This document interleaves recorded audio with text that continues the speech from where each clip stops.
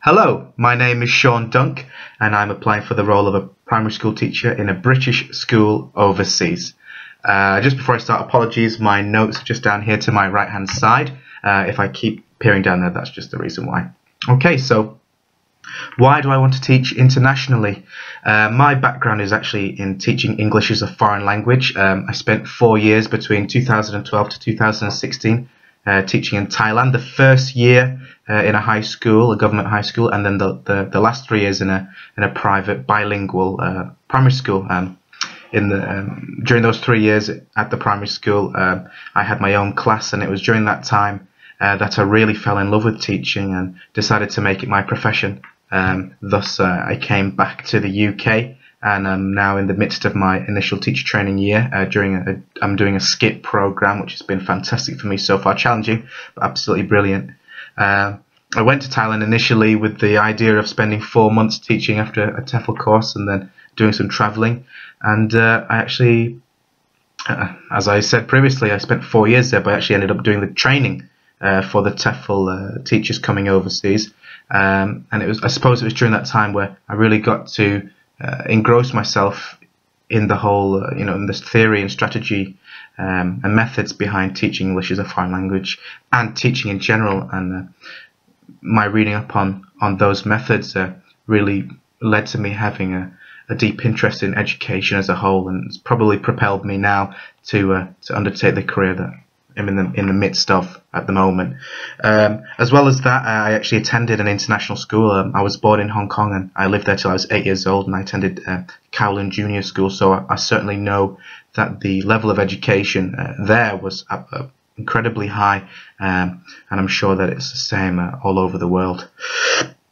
So my philosophy, I suppose, on teaching is about the environment, creating an environment that leads to learning. To me, that's the most important thing. And I was speaking to a colleague recently at a seminar, and she posed a very simple question, and she asked, whether or not I knew a pupil or I was a pupil who learnt a lot under a teacher that they didn't like, and it certainly made me think about the way that I employ behaviour management strategies. And of course, it's important to get that a level of discipline into your classroom, but I do feel that in order for pupils to learn effectively and to make progression, they have to feel comfortable in their surroundings. And as long as you can maintain a level of respect between yourself and your pupils whilst you're doing that, that really is the key to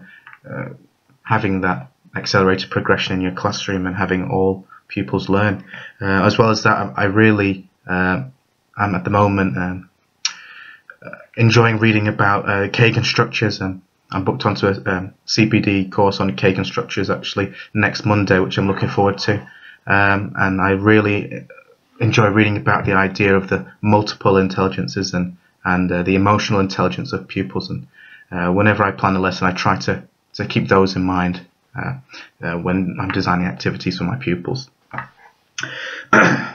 So teaching is absolutely an incredibly challenging job and career. Certainly this year has been the most challenging of my life so far, far more challenging than whilst I was teaching in Thailand or whilst I was doing my degree, or in fact even far more challenging of when dealing with the birth of my daughter, who's 2 years old now. Very hard work.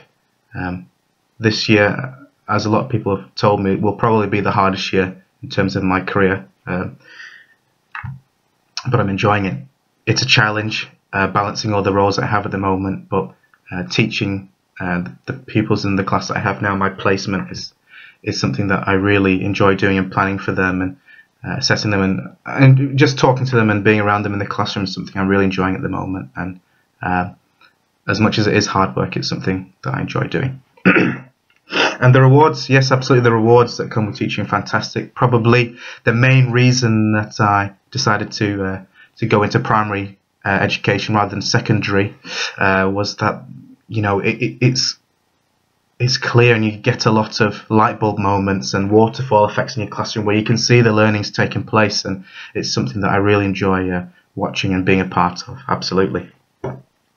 My education, so my background is actually, well, my educational background, I have a degree in psychology, and as you may or may not know, it's a very broad subject that encompasses a lot of social sciences and aspects of life in general. But one of the main things that really interested me whilst I did my degree was the Jean Piaget's theory of child development, and it's something that has always stayed with me today, actually, in terms of me understanding the behaviour of younger children, especially EYFS and Key Stage 1 pupils, and also Key Stage 2, maybe slower developers in that age group. Something that I've had in my mind quite often whilst I've been watching my own daughter develop as well. So my interest in theories of education and learning have been there for quite a while with me. Excuse me. Yeah, as I'm also my previous teaching experience, as I already mentioned, has been through teaching English as a foreign language, as well as that I've worked in a language school in the UK, mainly with pupils from the Gulf region, actually, where I learnt a lot about the area that I'm hoping to go and work in over the next few years, and I'm really looking forward to amalgamating into a new culture. Something that I love learning about is new cultures and how people live in other areas of the world, and something I'm looking forward to doing again, having already been in Thailand and really immersed myself in the culture there. So other experience of working with young people, I am heavily involved in my local cricket club when I'm back in the UK, and I suppose that the first experiences I had of doing any teaching was coaching with some of the junior age groups, really helping pupils who are looking to, pupils and young players who are really just looking to improve in their skills is something that I enjoy doing. I love imparting any knowledge that I have in specific areas and trying to help them develop along the way. My abilities and skills, I see myself as quite a personable person, pretty relaxed and laid back away from the professional arena. I do think it's very important to keep a work-life balance and make sure that either aspects of your life or the negative aspects of your life in either arena aren't affecting you. So anything that happens at home that might possibly be playing in my mind, I make sure that that's out of my mind as soon as I walk into the school, when I'm interacting with other staff and pupils, and that goes, both ways.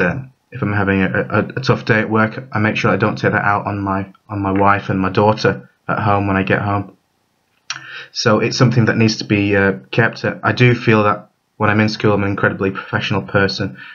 I make sure that I complete all duties that are expected of me, and that's very important, and that I can uphold my reputation as a teacher, both domestically and internationally. As you go further in your career, you don't know when you're going to meet these people that you work with again. So it's important to keep that professionalism in terms of your future opportunities, but also that I'm respected by my peers where I'm working. Okay. Yeah, so that's just under 9 minutes. Hopefully I haven't bored you too much. If you have any other questions for me, please feel free to email me. All my details are on my application form. I look forward to speaking to you soon, and thank you very much.